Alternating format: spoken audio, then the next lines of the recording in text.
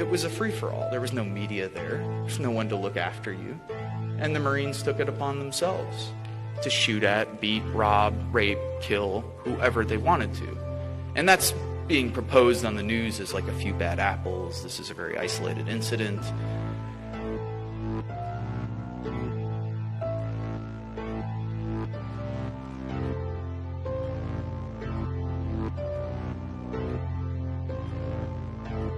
We pretend as though the military is like a jobs program. It's college benefits. You can learn job skills there.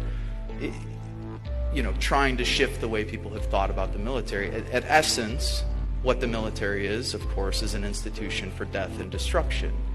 So what you're taking is 17, 18, 19-year-old kids. You're putting them through 13 weeks of boot camp training. You're putting them through 8 weeks of school of infantry training. And after those 20 weeks of training, people are ready to kill. And you're ready to kill on command. And that's what you're meant to do. You're meant to be a mindless machine. You follow orders. That's what the military is all about. You don't think for yourself. You don't have agency. You're not a human being. You're a cog in a gigantic machine. And for those who have power and wealth, of course, you're just another number. And for the generals, you're just a body. That's what we used to refer to other Marines as bodies. Like, yeah, we need more bodies here. Get more bodies on the ground. Get more boots on the ground. You're not a person, you're a boot. Get more boots on the ground. And what's inherent to that training? Well, people in the Middle East are referred to as sand niggers, hajis, camel jockeys, towel heads, barbarians, terrorists, women, bitches, cunts. Women Marines referred to as WMs, walking mattresses. That's why 1 in 3 women who are coming back from military service are reporting military sexual trauma, because their fellow brothers are actually raping them while they're in the service. That's 1 in 3. It's not far removed from the 1 in 4 women in America who already report sexual trauma throughout their lives, or have experienced it at least once. So, again, firmly entrenched in the military culture and in the institution is patriarchy. And homophobia. Of course, everyone is referred to as a faggot, queer, pussy, a cunt. Again, reinforcing that you're weak, of course, if you're gay, bisexual, queer, so on and so forth.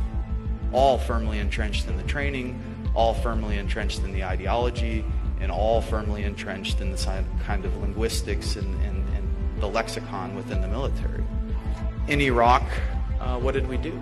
We went on house raids, patrolled, either waited to get blown up by IEDs or mortars, because tactically it's insane. Everybody knows that you cannot win a counterinsurgency war, whatever winning would be. It's never happened. You can talk to the British who've been to Malaysia, you could talk to the French who've been to the Algiers, you could talk to the Americans and Australians and the rest who've been to Vietnam and Korea, and the Soviets in Afghanistan, and the United States in Afghanistan and Iraq, and every single time militarily have had their asses kicked, and rightfully so.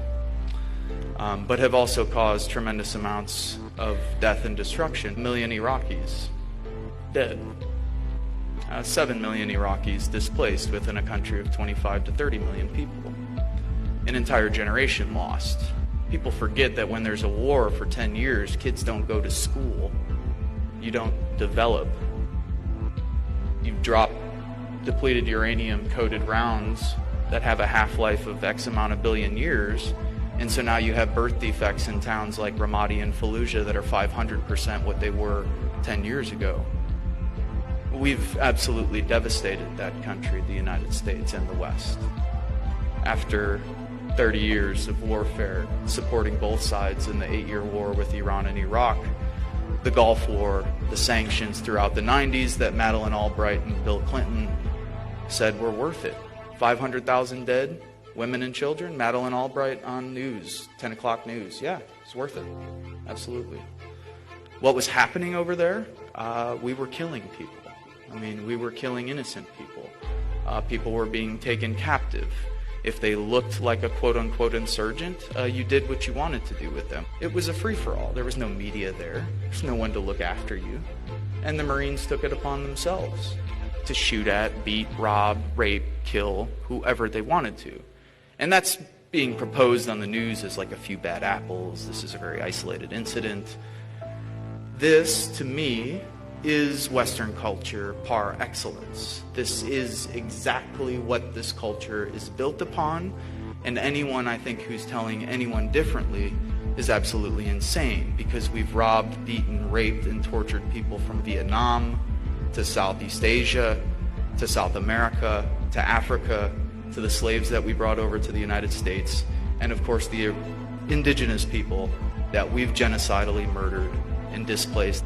We operate 900 to 1,000 military bases worldwide and have overthrown democratically elected governments from Libya to Iran to Chile, and right now as we speak, drones are killing civilians from Pakistan to Somalia, all in the name of American empire and all with American tax dollars.